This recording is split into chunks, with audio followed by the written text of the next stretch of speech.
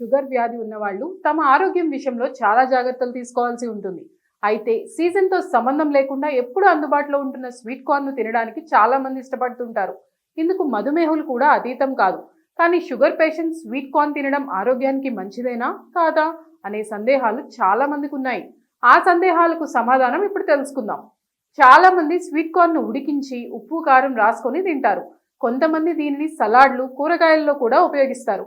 ఇది ఆరోగ్యానికి ఎంత ఉపయోగకరంగా ఉంటుందో అంతే రుచికరంగా ఉంటుంది. స్వీట్ కార్న్లో ఇనుము, జింక్, రాగి, మ్యాంగనీస్, సెలీనియం, విటమిన్ సి, విటమిన్లు B1, B2, B3, B6, A2 వంటి ఖనిజాలు ఉంటాయి. ఈ పోషకాలన్నీ అనేక వ్యాధుల నుంచి రక్షణ కల్పిస్తాయి. శరీర పోషక అవసరాలను తీర్చడంలో సహాయపడతాయి. అయితే ఆరోగ్య నిపుణులు చెప్తున్న ప్రకారం డయాబెటీస్ పేషెంట్ స్వీట్ కార్న్ అతిగా కాకుండా మితంగా తీసుకోవచ్చు. ఎందుకంటే ఇందులో ఫైబర్ ఉంటుంది. ఇది రక్తంలో చక్కెరను అదుపులో ఉంచడానికి సహాయపడుతుంది. అయితే దీన్ని ఉడికించిన కూరగాయలు, వెజ్ సలాడ్లతో తీసుకుంటే మంచిదని నిపుణులు చెప్తున్నారు. మరీ ఎక్కువగా కాకుండా మితంగా తీసుకుంటే ఆరోగ్యానికి మేలు చేస్తుందని అంటున్నారు.